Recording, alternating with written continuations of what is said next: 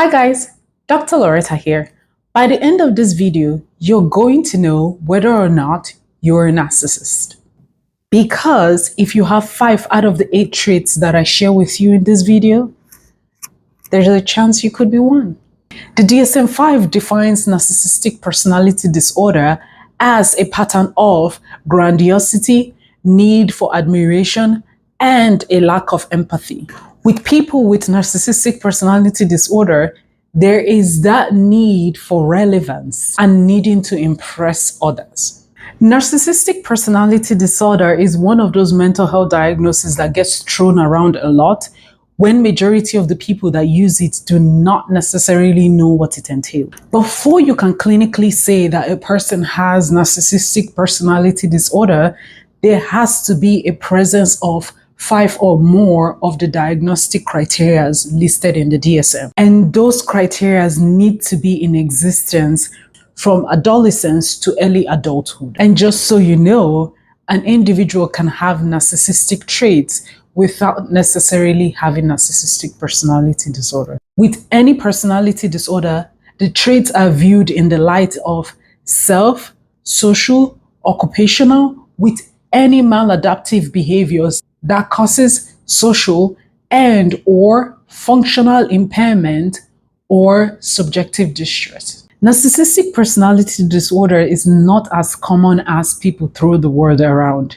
According to statistics of the US population, about 0 to 6.2% of the population have narcissistic personality disorder. And out of that 0 to 6.2% of the population, about 50 to 75% of that are male gender, stating that narcissistic personality disorder is more predominant in the male gender than the female gender, but is in existence in both genders. This disorder manifests in at least 2 areas: 1, cognitive, 2, affectivity. For cognitive, it entails the way they view themselves, others, and events that occur.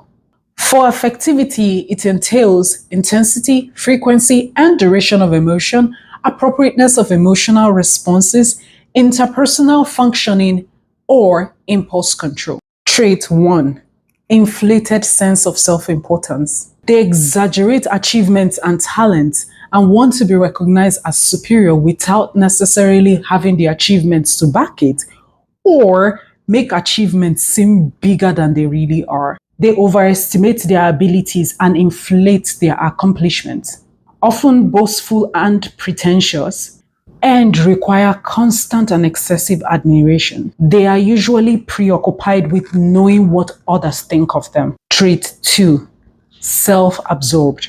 They require excessive admiration, preoccupied with fantasies about having or deserving of success, power, ideal love, self-acclaimed brilliance, obsessed with their beauty, and assume that others attribute the same values to them, and surprised when the praise is not forthcoming, which leads them to struggle with stress and avoid situations that they feel they might fall short. Trait 3, superiority. They believe that they are special, unique, and should associate with people or institutions that are equally special, of high status, or influential, because this is where they find their security, which goes to say that they are an insecure set of individuals. Their relationships are always affected because they have trouble interacting with others appropriately. They usually undermine the people around them and the contributions that they make, and would only compare themselves with high caliber individuals and look down on people that they feel are unimportant. Trait 4, arrogant. They are condescending and talk down on others, usually arrogant, and belittle others. With these individuals, their self-esteem is fragile because it is tied to how well they are doing and how they are regarded by others, with the need of constant admiration and attention, fishing for compliments, needing to inflate their ego, to be told how great they are. They want people to toot their horns, and having trouble with anything that they sense as criticism. And they have difficulty managing their emotions and behaviors, as you can imagine. Trait 5, have sense of entitlement. They have unreasonable expectations, seeking preferential treatment, and expect everyone to get in line with their expectations and adjust to their standard. They do not want to wait in line like others, expect to be catered to, and get irritable or angry when others do not cater to them. They are also very insensitive to the needs of others. Trait 6.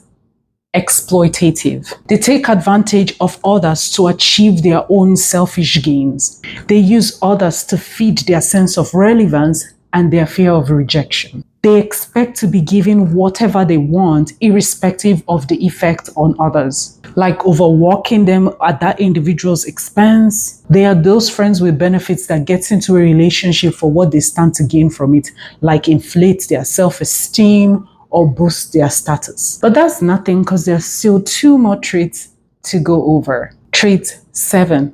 They lack empathy, unable to identify with the needs and feelings of others, very self-serving, and very hyper-focused on self. They are very self-absorbed and do not recognize the desires of others or put their feelings into consideration. They always talk about themselves at the expense and needs of others and get impatient with others when they talk about their concerns. They lack emotional intelligence, robbing their perceived success on others. Trait 8.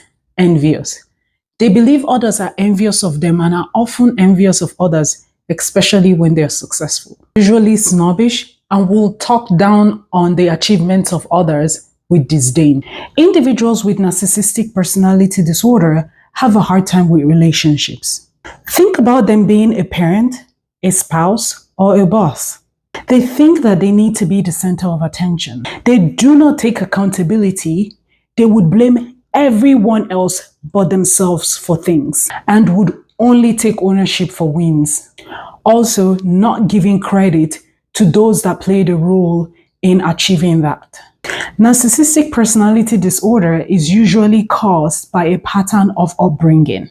I would argue it is a learned behavior, of which if they do have a parent with narcissistic personality disorder or narcissistic traits, tendencies are that they would replicate themselves.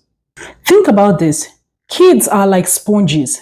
They would just absorb what they are dipped inside of or is poured on them. They learn more by what they see than what they are told. On the other hand, people with any type of personality disorder usually have some type of trauma that happened in childhood and has developed these behaviors as a form of defense mechanism or some form of protective measure. Think about any trauma. There's some sort of feeling or actual loss of control in that event that were beyond their control. So they usually want to hold on to other areas of their life that they feel that they are still in control or that they can control. Example is relationships, like not getting into a relationship because they do not want to give anyone the room to hurt them anymore. Or now feel fear and anxiety because they feel like they do not have any control.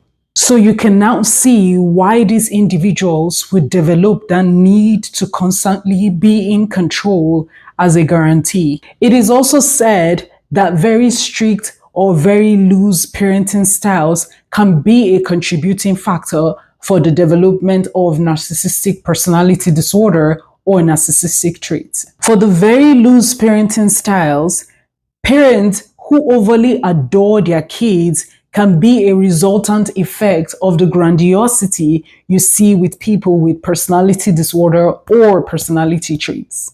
And those with very strict parenting styles could have issues with self-esteem that they're trying to make up for. If you are in any type of relationship with someone with narcissistic personality disorder or narcissistic traits, the best approach in dealing with them is 1. Note that you cannot fix them. 2. Setting boundaries. All of this is not intended for you to self-diagnose, but to educate and create some self-awareness. And if there is still that need to indeed verify that you do have this diagnosis or you don't, please talk to a professional.